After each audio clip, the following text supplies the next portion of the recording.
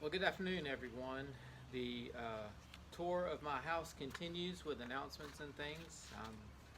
Again on my lanai. Last week I was in my garage, as some of you picked up on, and probably wondered as to why I was in there.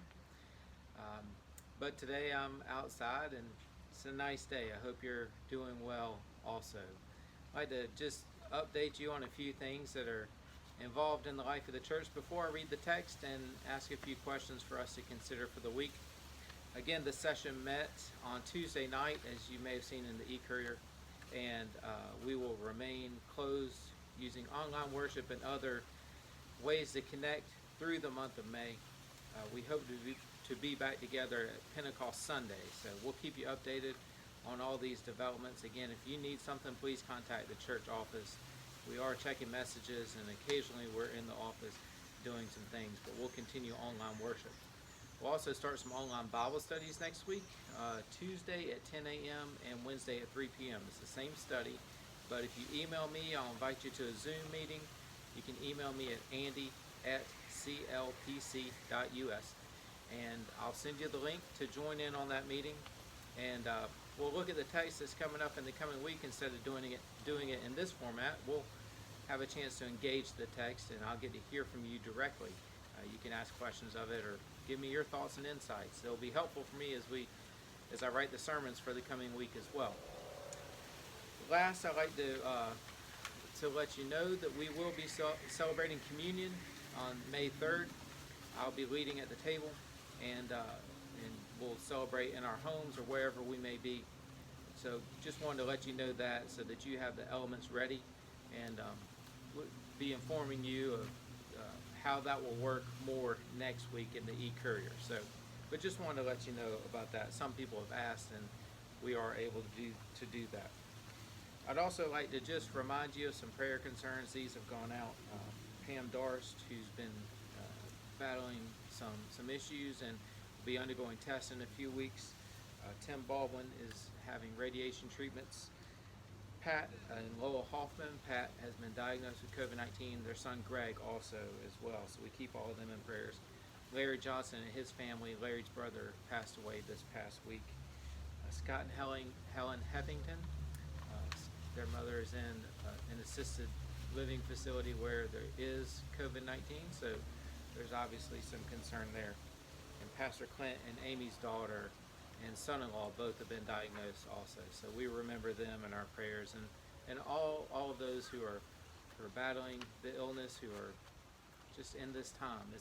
As I've said, every week is a strange and scary time in a lot of ways. So we remember all of those in prayer at this time. Our text this week is the familiar story of the walk to Emmaus from Luke's Gospel in chapter 24, verses 13 to 35. Luke 24, 13-35. The walk to Emmaus. On that same day, two of Jesus' followers were going to a village named Emmaus, about 7 miles from Jerusalem, and they were talking to one another about all the things that had happened.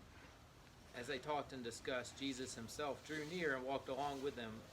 They saw him, but they did not recognize him somehow. Jesus said to them, "What are you talking about to each other as you walk along?" And they stood still with sad faces, and one of them, named Cleopas, asked him, "Are you the only visitor in Jerusalem who doesn't know the things that have taken place, that have been happening there these last few days?" "What things?" Jesus asked. "The things that happened to Jesus of Nazareth," they said. "This man was a prophet and was considered by God and by all the people to be powerful in everything he did and said. Our chief priests and rulers handed him over to be sentenced to death, and he was crucified. We had hoped that he would be the one who was going to set Israel free. Besides all that, now this is the third day since this has happened." And some of the women of our group surprised us. They were at the tomb at dawn. They went there, but they could not find his body. They came back saying they had seen a vision of angels who told them that Jesus is alive. Some other of our group went to the tomb and found it just as the women said, but they didn't see him. Then Jesus said to them, "How foolish you are and how slow you are to believe everything that the prophets said.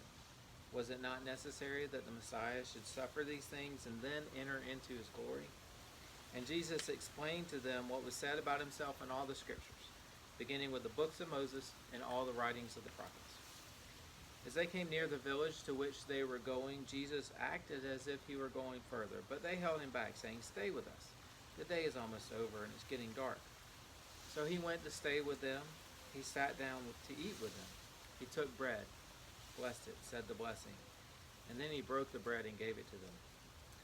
Then their eyes were opened, and they recognized him, but he disappeared from their sight. They said to each other, "Wasn't it like a fire burning in us when he talked to us on the road and explained the scriptures to us?"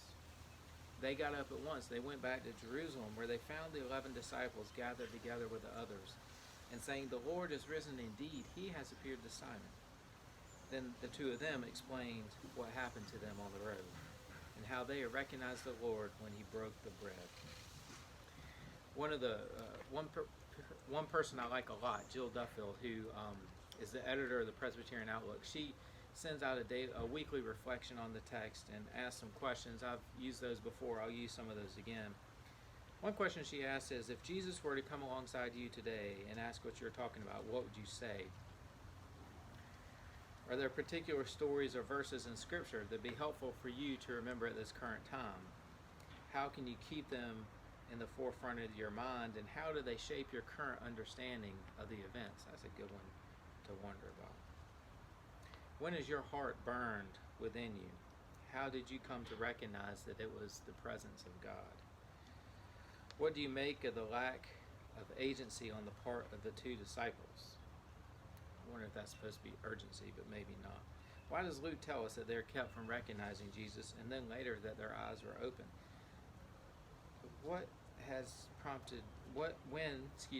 has Jesus prompted you to change directions, to take a different road? And what happened as a result? Everything I'm reading, everything I'm hearing about where we are now and what it means for the church moving into the future means that we're going to have to change directions, take a different road as we move ahead. So I hope you consider these. I hope you think about them, talk about them with your family and your loved ones and even your friends as you do that. And stay safe. I look forward to being able to see you as soon as we can. Don't forget, if you want to, sign up for those Bible studies via Zoom. We'll talk about questions similar to these ones I just asked. We'll talk about some other questions and engage the text together as we're able. So take good care, be well, and I look forward to seeing you soon. Take care. Peace.